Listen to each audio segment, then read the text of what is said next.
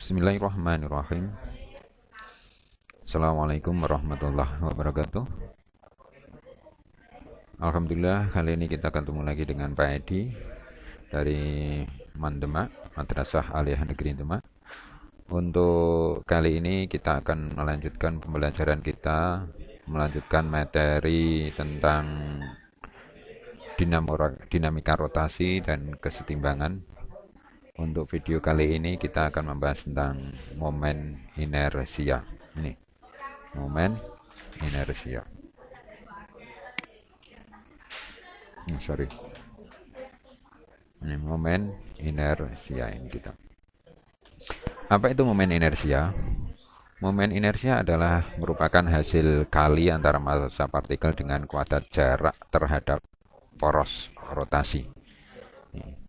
Saya ulang, hasil kali massa partikel dengan kuadrat jarak terhadap poros rotasi, yang secara matematik bisa dinyatakan bahwa I itu sama dengan K kali M kali R kuadrat. Jadi yang pokok adalah M kali R kuadrat sini, sedangkan K ini sangat bergantung pada jenis bendanya. Jadi jenis bendanya. Sebagai saya contohkan, di sini ada batang yang mempunyai panjang L, terus porosnya itu di tengah-tengah. Ternyata mempunyai nilai I itu sama dengan ini. Nah, mempunyai I nilainya adalah mempunyai nilai I per 12 ml kuadrat.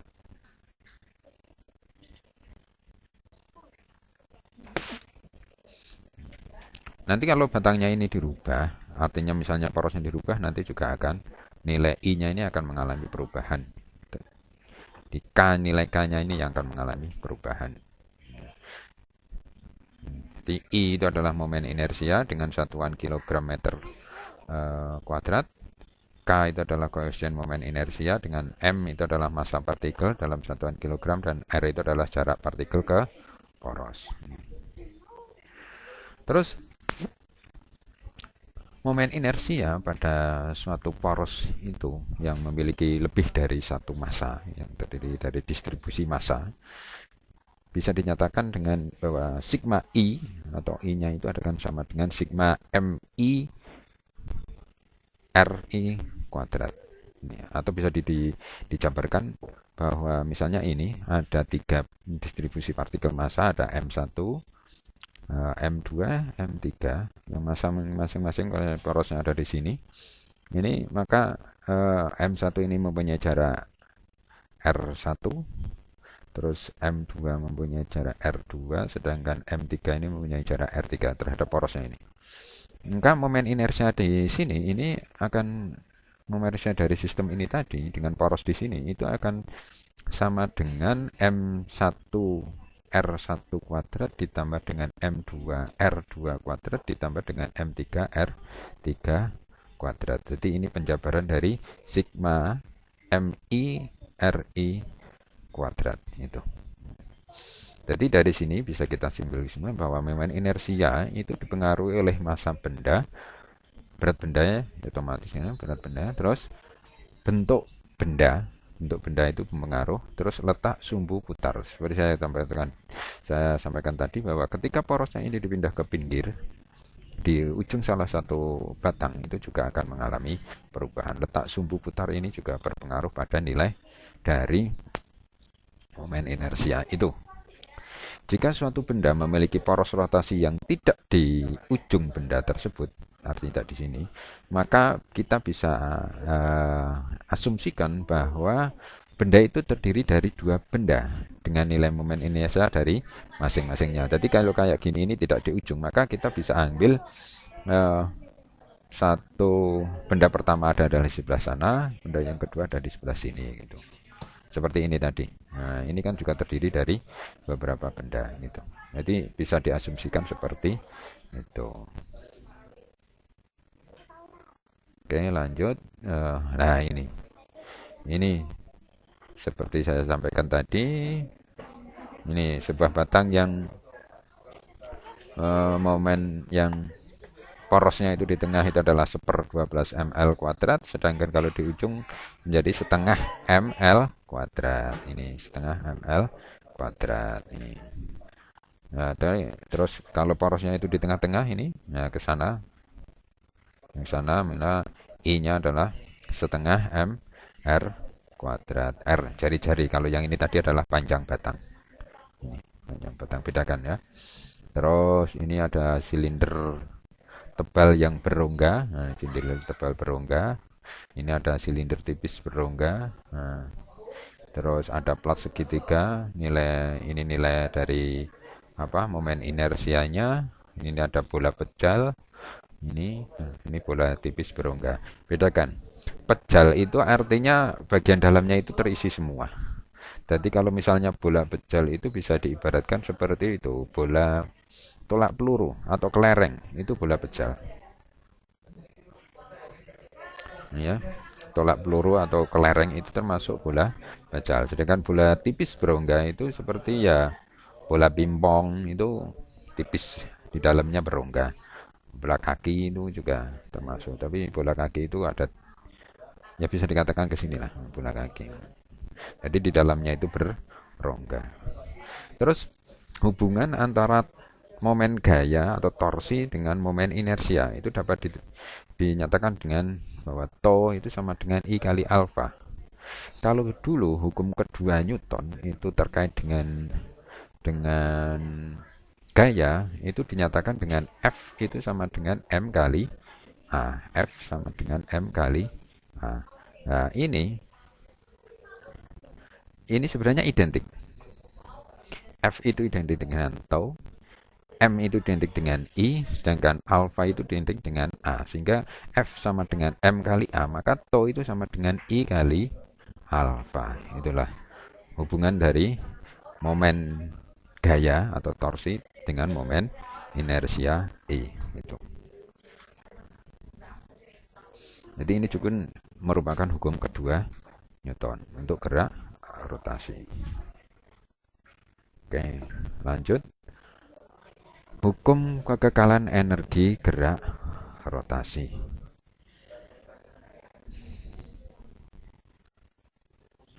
Ini ada sebuah ilustrasi, apa ini namanya, biang lala ya, biang lala, biang lala yang sangat besar ini. Biang lala ini ketika berputar ini, berrotasi, maka dia mempunyai energi kinetik rotasi. Energi kinetik rotasi. Nah, energi kinetik rotasi yang dimiliki oleh biang lala ini itu akan sama dengan setengah I omega kuadrat. Rumus ini itu juga identik dengan energi kinetik translasi, di mana energi kinetik translasi sebenarnya adalah ini, setengah mv kuadrat. Kalian sudah mempelajarinya ini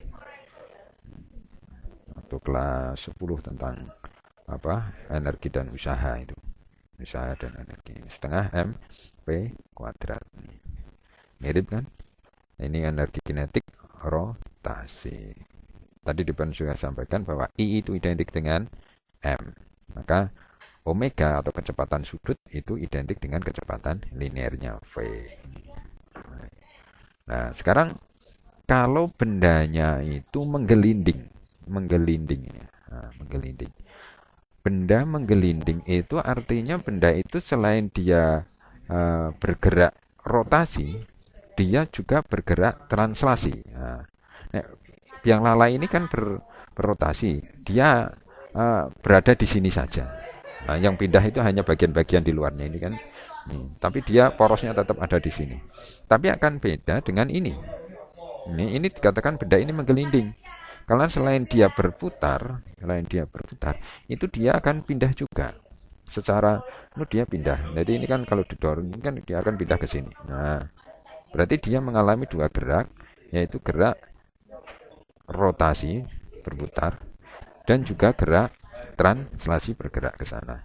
Otomatis energi kinetik yang dialaminya, itu ada dua, yaitu energi kinetik translasi dan juga energi kinetik rotasi. Itu.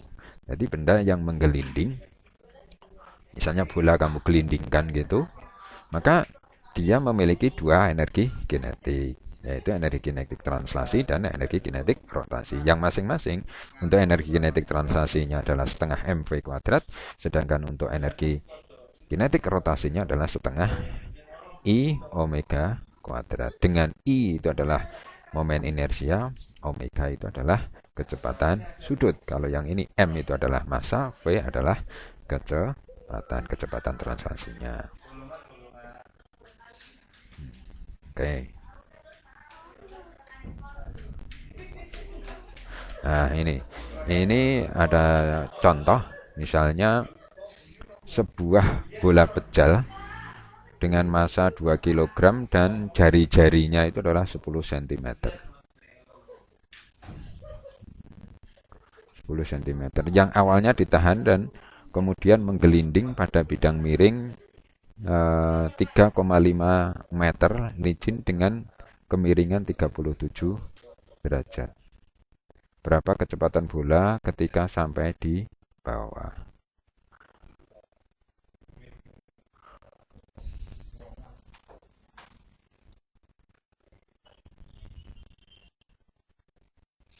Di sini walaupun ada kata-kata licin, ternyata ada keterangan bahwa bolanya itu adalah menggelinding. Kalau menggelinding berarti energi kinetik yang bekerja pada bola itu ada dua, yaitu energi kinetik translasi dan energi kinetik rotasi. Tapi kalau misalnya di sini dikatakan ditahan terus tergelincir gitu aja, kata-katanya tergelincir, itu berarti dia hanya mengalami gerak translasi saja. Nah, ini kan dikatakan dua, karena menggelinding maka berarti dia mengalami dua gerak, yaitu gerak translasi dan gerak rotasi. Berarti energi kinetiknya dua, energi kinetik translasi dan energi kinetik rotasi. Terus benda berada pada ketinggian ini, itu dari sini, itu berarti energi potensial. Di sini ini dia memiliki energi potensial karena dia berada pada posisi ketinggian tertentu.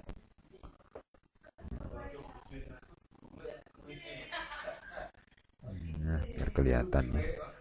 Nah, ini pada ketinggian tertentu berarti dia memiliki energi potensial. Energi potensialnya ini ketika ada di sini, ketika turun ini akan berubah menjadi energi kinetik translasi dan energi kinetik rotasi. Makanya di sini energi potensial sama dengan energi kinetik translasi ditambah dengan energi kinetik rotasi. Nah, energi kinetiknya adalah mgh. H-nya adalah ketinggian ini. Karena diketahui panjangnya ini itu adalah 3,5 meter, maka tingginya ini itu akan bisa kita cari ya Pak. Tingginya ini adalah S dikalikan sinus theta. Ingat, ini berada di depan sudut. Di depan sudut itu kan pakainya adalah sin. Makanya ini adalah S kali sinus theta. Terus energi kinetik translasinya adalah setengah mv kuadrat, setengah energi kinetik rotasinya setengah I omega kuadrat. Terus mg, nah ini masanya adalah 2, G-nya 10, S-nya 3,5, sinus theta, sinus 37 itu adalah 3/5. Terus setengah mv kuadrat, masanya ada T2 V kuadrat, dan seterusnya. Ini setengah, I-nya itu adalah 2/5. Untuk bola pejal itu adalah 2/5 mr kuadrat.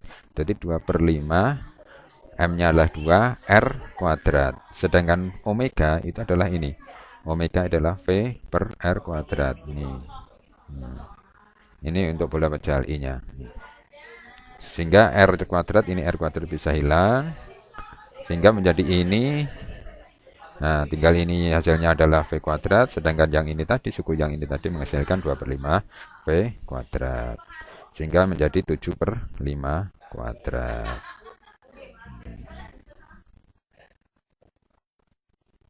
7/5. Nah, 7/5 V kuadrat sama dengan 210. Sehingga V kuadrat adalah 150. V-nya akar dari ini. Sehingga kita peroleh 12,25 meter per sekon. Gitu.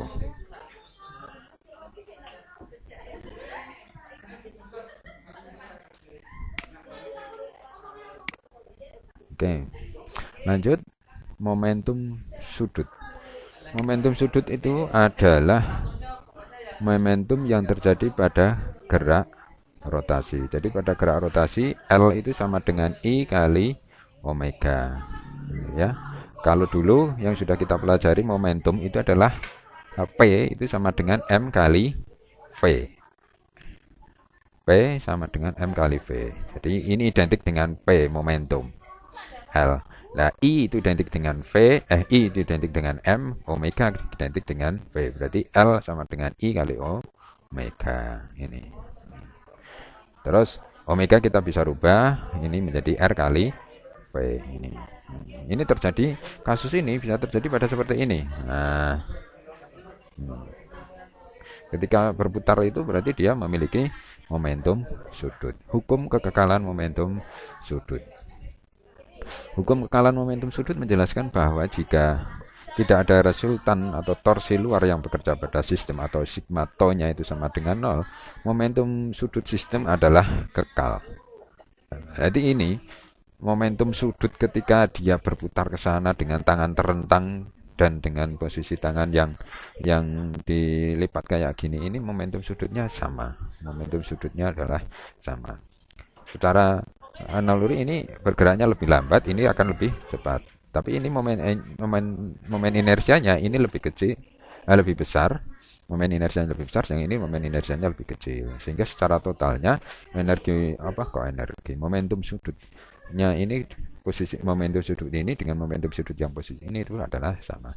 Selain itu, ini juga kasus momentum sudut, kekekalan momentum sudut itu juga terjadi pada kasus ini. Nah, ini penari baletnya, penerapannya. Penari balet sama. Jadi momentum sudut ketika tangan direntang dengan tangan dilipat itu adalah sama. Ini contoh penerapan. Selain itu juga pada ini yang lompat indah, penari pada olahraga lompat indah ini. Ketika kayak gini ini berarti inersianya lebih kecil dibanding yang ini. Apalagi ketika pas pada posisi tegak, semakin dilipat itu maka inersianya lebih kecil. Gitu. Ini contoh penerapan hukum kekekalan momentum sudut pada lompat indah dan juga penari balet. Oke. Terus kesetimbangan benda tegar. Oke, kesetimbangan benda tegar yang pertama adalah kesetimbangan partikel statis. Adalah kesetimbangan suatu partikel ketika memiliki resultan gaya yang bekerja sebesar 0. Adalah keadaan suatu partikel ketika memiliki resultan gaya yang bekerja pada benda tersebut adalah 0. Nanti sigma F yang bekerja pada benda itu adalah 0. Baik gaya yang mendatar dalam arah X, baik ke kanan dan ke kirinya. Nah, ini 0. Resultannya 0. Terus yang ke arah Z, baik ke atas dan ke bawahnya itu secara resultan itu adalah 0. Itu yang disebut dengan kesetimbangan partikel statis. Terus kesetimbangan benda tegar. Kesetimbangan benda tegar adalah keadaan suatu partikel ketika tidak bergerak secara translasi maupun rotasi. Sehingga dari kondisi ini itu disebabkan karena resultan gaya dan juga momen gayanya itu sama dengan 0. Jadi sigma F-nya ya 0, sigma tau-nya juga 0. Sigma F ini juga ini sama saja dengan yang ini tadi. Jadi sigma Fx-nya 0, sigma Fy-nya 0, dan sigma tau-nya sama dengan 0. Itu adalah syarat kesetimbangan. Untuk yang ini nanti kita akan bahas lebih jauh dengan penerapan di dalam soal. Mungkin akan di video selanjutnya. Nah, kita akan tinggal yang ini. Jenis-jenis kesetimbangan ada 3, yaitu kesetimbangan stabil atau mantap, kesetimbangan labil, dan kesetimbangan netral. Ini mungkin untuk jenis-jenis kesetimbangan bisa lebih jelas ya ini. Jadi kalau misalnya ini kelereng ada di ujung sebuah bola, maka dengan dikasih gaya sedikit saja ini nanti akan pindah, jatuh. Artinya ini Ketika awalnya belum disentuh, itu posisinya di sini, titik setimbangnya di sini. Ketika digeser, dikasih sentuh saja, dorongan sedikit saja, titik beratnya itu pindah ke sini, sudah ke bawah. Kapal di sini semakin ke bawah. Nah, maka jenis kesetimbangan kayak ini inilah yang disebut dengan kesetimbangan labil. Terus yang ini kesetimbangan mantap atau kesetimbangan stabil. Kesetimbangan stabil. Ketika ini didorong, dia akan ke sana. Tapi dorongan dihilangkan, dia akan kembali lagi ke sini. Nanti titik beratnya itu pindah, tapi setelah gaya dihilangkan, dia kembali lagi. Itu adalah model jenis kesetimbangan stabil. Kalau yang ini adalah kesetimbangan indifferent atau kesetimbangan netral. Nanti didorong itu titik titik kesetimbangannya itu tetap tidak mengalami perubahan. Jadi tetap posisinya itu tetap nih, ketinggiannya sama. Nilai ini tadi naik tapi kembali lagi setelah gaya dihilangkan. Nah ini gaya diberikan, gaya dihilangkan terus dia berubah pindah ke bawah. Nah ini adalah kesetimbangan labil, stabil, indifferent atau netral. Oke, begitu dulu untuk materi kali ini. Terima kasih atas perhatiannya. Mudah-mudahan kalian mendapatkan pemahaman, mendapatkan kepahaman dari apa yang sudah kami sampaikan. Terima kasih dan assalamualaikum warahmatullahi wabarakatuh.